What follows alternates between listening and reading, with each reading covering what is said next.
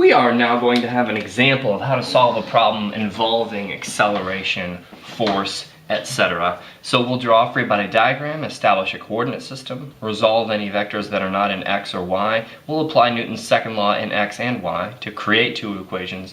Then we'll do some algebra. Here's a problem. Problem says, find the acceleration of a radio flyer wagon holding 3 kids as it barrels down a 14-degree slope where mu sub k is 0.095.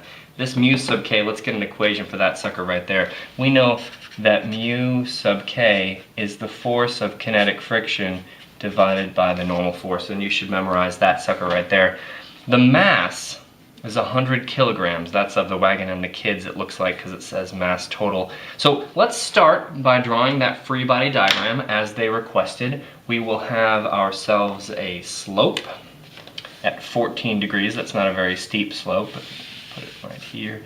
We'll exaggerate the slope a little bit. 14 degrees. Radio flyer is going to be drawn kind of like this, and we're not even going to show the kids in there. Well, we can show them peeking out there. And they are terrified because they'll be accelerating really fast, you'll see in a moment.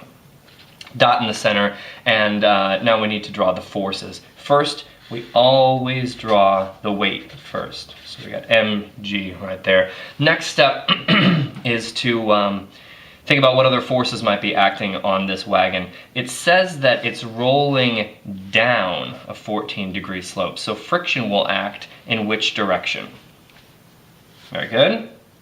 Friction goes that direction, directly up the slope because the wagon is moving down the slope, and it's kinetic friction because it's in motion. This is probably the friction on the axles of the wagon. And then there is another force. You can see if these were the only two forces, the wagon would be going like that.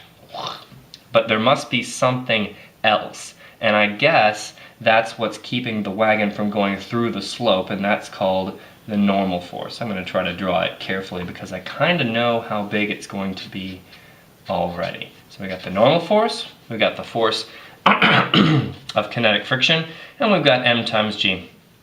And we're now on step 3. I'll remind you that we need to now we need to establish a coordinate system and then resolve any vectors not in x or y. So to do that, I want to point out to you that there are 3 vectors here. If we establish x and y like this, if we put x and y in the standard orientation, then we will have to resolve, we'll have to resolve f sub k and f sub n. That sounds pretty lousy, so let's not do that. Let's put x and y like this at the angle of the slope, and this is going to be very typical for these kinds of problems. So we're going to not need to resolve f sub k, and we also don't need to resolve f sub n. But we do have to resolve the weight. So we draw a dotted line in the direction of y, and we draw a dotted line in the direction of x, and of course there's a right angle between x and y. And this is m times g. Well, is it cosine or is it sine? The question is, where is this angle, 14 degrees? And of course, it's right there, 14 degrees. We can justify that in another video. But this is the adjacent side, so this will be m times g times cosine of theta, and this will be m times g times sine of theta. Next step. Check. Apply Newton's second law in the x and y direction to create two equations. Seriously, do not look anymore at what you can do. You can do things in your head, that's fine, but if you're struggling with this type of problem, just work through it, work through a couple of these, and then you'll be able to start seeing things a little bit faster. When I look at this, I can solve a lot of it in my head, but that comes with a lot of experience. So look at this equation that we're about to write down. We write down, first, the net force in the x direction is mass times acceleration in the x direction. And this is a set of instructions right here. This says add them up, and this says all the forces in the x direction. So what are the forces in the x direction? Well, there are 2 of them. One of them is the force of friction. It goes directly in the x direction. And it is, well, it's to the right, and so is the x direction, so it's positive. So I'm going to write F sub k right here. And then there's also mg sine theta. But let's look at this mg vector. This mg vector right here is going down. It's going, well, if we were to put it over here, it would be in the negative x direction and in the negative y direction. So I'll put an arrow right there.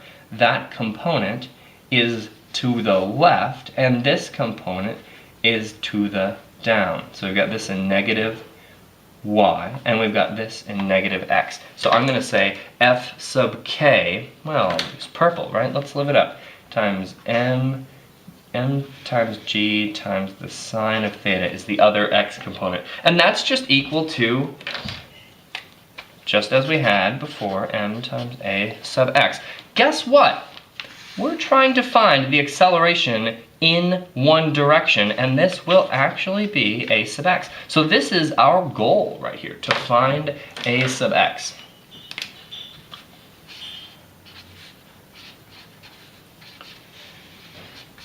Okay, we've identified what we're trying to do, and we don't know, unfortunately, we don't know f sub k yet at this time, so we won't be able to solve this problem. How are we going to find f sub k?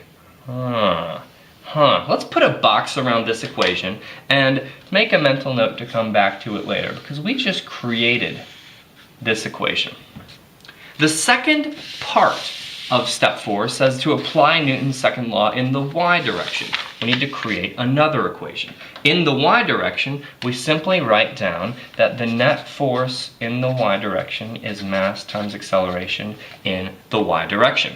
And then this is a set of instructions right here. We're just going to carry it, well, let's look at this set of instructions. This is the net force in the y direction, and there is F sub n, which goes directly in the y direction. So I'll write it down right here, F sub n. And then we're going to have to see if there are any other forces in the y direction. What do you see? M times g times cosine of theta? Boy, I hope so. But look, is it in the positive y direction or the negative y direction if it's going that way? Negative minus m times g times cosine of theta. And that's equal to mass times the acceleration in the y direction. Do you want to tell me if this radio flyer is accelerating up off of the ramp? Are these kids launching themselves into space, or are they plummeting down through the ramp? Is the ramp made of foam or jello? Maybe, but I don't think so in this case. So guess what? The acceleration in the y direction is 0, and that will lead us to say that the entire right side of that equation is 0. Hey, good news. We have created our second equation. At this point,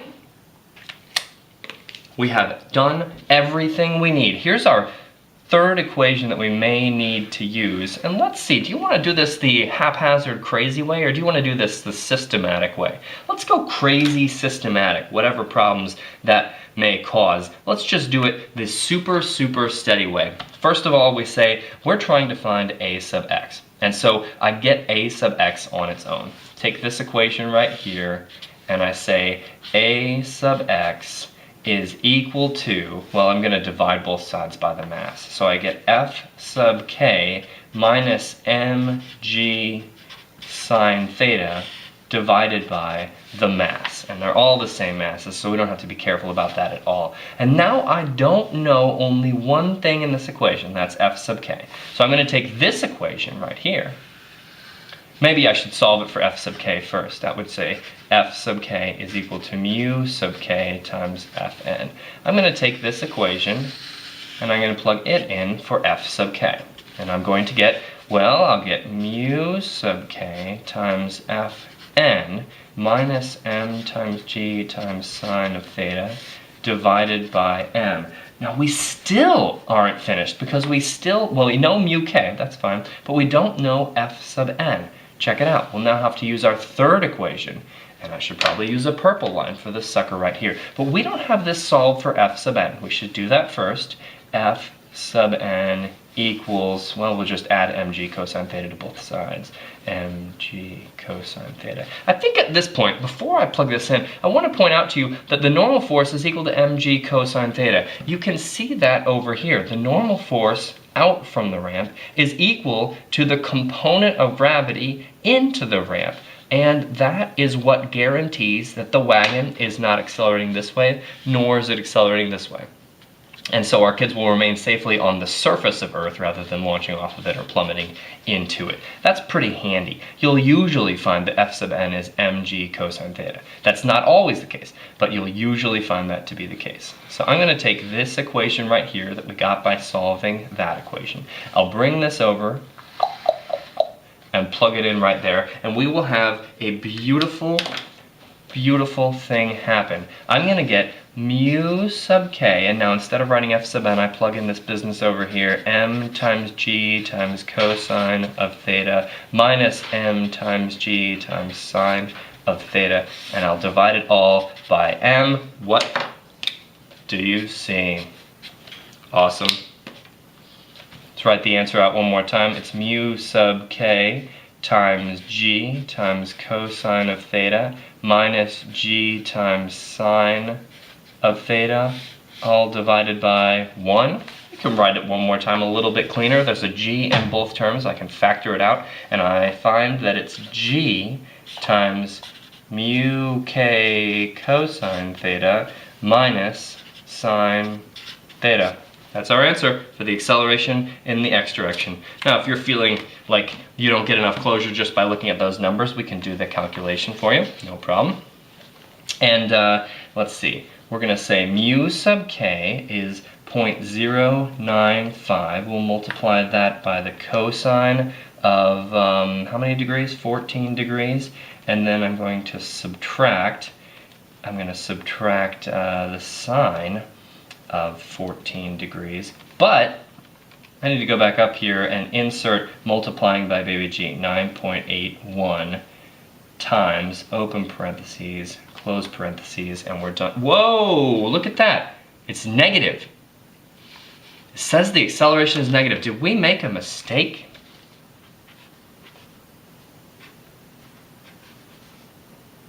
We should probably use just 2 sig figs, so 1.469. We're going to actually correct it to negative 1.5 meters per second squared. And it's negative because this is the point where you're supposed to answer why. It's negative because, put it in the comments. We'll do some algebra. Here's a problem. Problem says, yo, find the acceleration of a radio flyer wagon holding 3 kids as it barrels down a 14-degree slope where mu sub k is 0.095. This mu sub k, let's get an equation for that sucker right there. We know that mu sub k is the force of kinetic friction divided by the normal force, and you should memorize that sucker right there.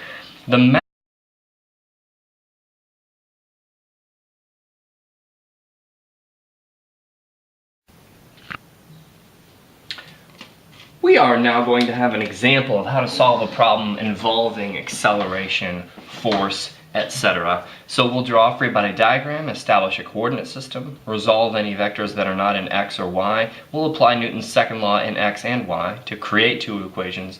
Then we'll act in which direction. Very good. Friction goes that direction, directly up the slope because the wagon is moving down the slope, and it's kinetic friction because it's in motion. This is probably the friction on the axles of the wagon. And then there is another force. You can see if these were the only 2 forces, the wagon would be going like that. But there must be something else. And mass is 100 kilograms. That's of the wagon and the kids, it looks like, because it says mass total. So let's start by drawing that free body diagram as they requested. We will have ourselves a slope at 14 degrees. That's not a very steep slope, but put it right here. We'll exaggerate the slope a little bit. 14 degrees. Radio flyer is going to be drawn kind of like this, and we're not even going to show the kids in there. Well, we can show them peeking out. There. And they are terrified because they'll be accelerating really fast, you'll see in a moment. Dot in the center, and now we need to draw the forces. First, we always draw the weight first. So we got mg right there. Next step is to think about what other forces might be acting on this wagon. It says that it's rolling down a 14-degree slope, so friction